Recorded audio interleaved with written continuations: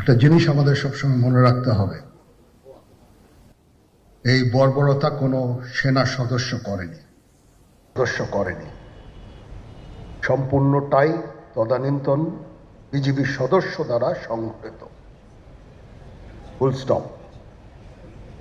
এখানে কোনো ইফ এবং বাট নাই।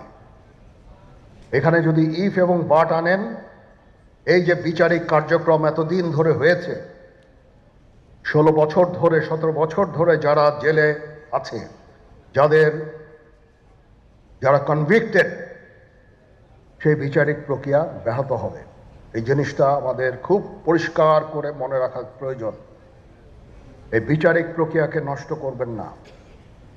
যে সমস্ত সদস্য শাস্তি পেয়েছে তারা শাস্তি পাওয়ার যোগ্য। এখানে কোনো রাজনৈতিক নেতৃবৃন্দ এর মধ্যে